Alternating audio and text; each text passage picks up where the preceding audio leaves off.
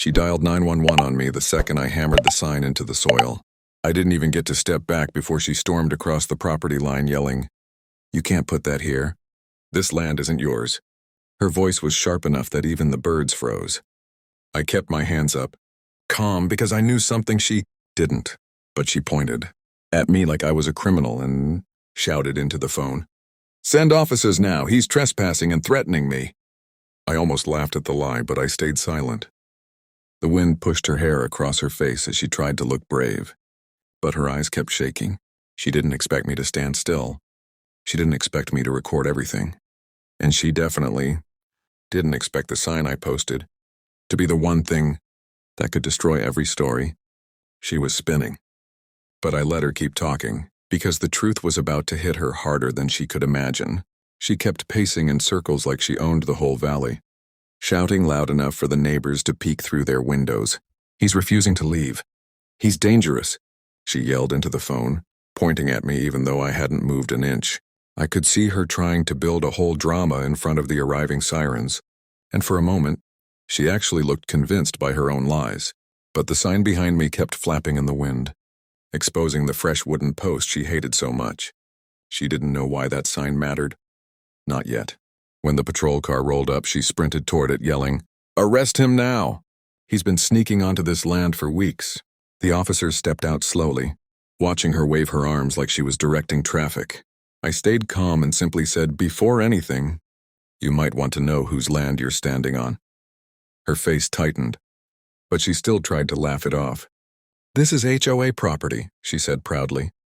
That's when I stepped aside and let her see the bold black letters on my new sign. Words that froze her mouth mid-sentence.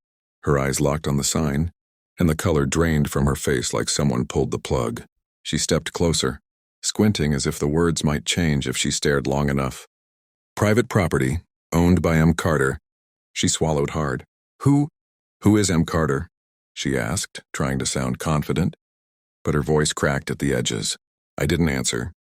I just looked at the officers, and one of them raised a brow like he already suspected what was coming. Karen spun around, pointing at me again. "He put that sign up to trick you. This is HOA land. I manage this area. I know every owner." Her voice was shaking now, the panic leaking through her fake authority. One officer stepped toward me. "Sir, do you have any ID?" Before I could speak, Karen cut in. "Don't ask him anything. Just take him away. He's been trespassing for months." I finally let out a small breath. "Actually," I said quietly, "you already know me." She looked confused, then annoyed, then suddenly unsure. I reached into my pocket, pulled out the worn leather folder and handed it to the officer. He opened it, and his eyes widened. He looked at me, then at Karen, then back at me. Karen stepped forward, desperate. "What is that?" "What did he show you?" The officer didn't answer. He just closed the folder gently and said with a slow, controlled nod, "Ma'am, you really should stop talking." Her mouth fell open. I could almost hear her heartbeat from where I stood. Something in her brain finally clicked, and she realized she had just called 911 on the actual owner of the land and on someone she should never have messed with. Karen froze, staring at the officer like he had switched languages. "Stop talking?" she whispered, confused. But the officer's tone wasn't casual. It carried weight, like he knew exactly who I was and exactly how bad she had just messed up. She tried to laugh it off, but it came out shaky. No, you don't understand. This man is lying. I run this neighborhood. I know every property owner." She jabbed her finger toward me. "He's dangerous. He put up that sign to intimidate me." The second officer finally spoke. "Ma'am, the name on that sign isn't fake." Karen blinked fast. "Then who is he?" I stepped closer, not raising my voice, not even angry. "You've been reporting me, yelling at me, chasing me off my own land, and you never bothered to check who actually bought it." She shook her head. "That's not possible. The last buyer, the documents, we would know." But she stopped the moment I said, "The sale was federal assisted." The officers exchanged a look. One of those quick glances people make when they know the details but can't speak them out loud. Karen sensed it too. Her confidence drained out like a hole had opened under her feet. No, that doesn't make sense," she whispered. "Why would you get federal assistance?" I didn't answer. I didn't have to. The officer did. Ma'am, he wasn't lying when he said I already knew him. He served with my brother overseas. You really should have checked before calling 911.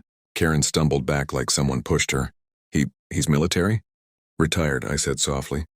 And this land was part of my settlement package. Everything went silent.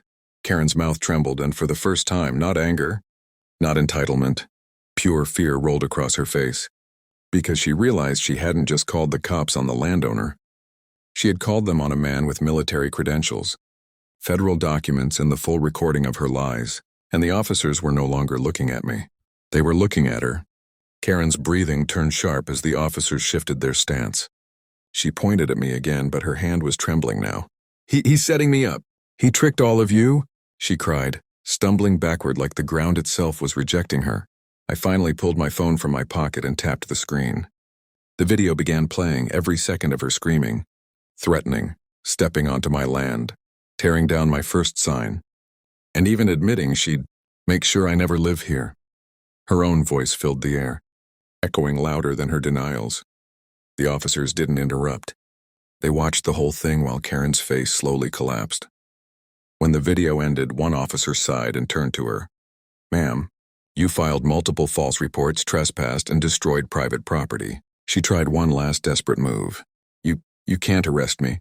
I'm HOA. I have authority. The officer shook his head.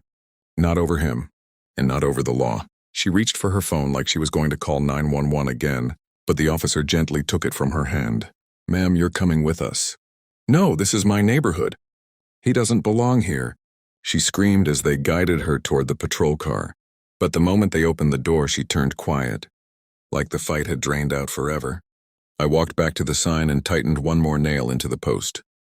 The officers approached me with a respectful nod. If you ever need anything, one said quietly, you call us. We look out for our own. I gave a small nod back. I just want peace. That's all. You'll have it now, he said. Trust me. As the patrol car rolled away with Karen inside, her shocked face pressed against the window, the valley finally went still. No more shouting. No more fake authority. No more harassment. I looked over my land, the place I fought for, the place I earned, and I whispered the line that had carried me through everything. I didn't serve this country just to be treated like a trespasser on my own ground. For the first time in months, it finally felt like home. The end. Please, don't forget to like, share, and subscribe to the channel for more amazing HOA stories.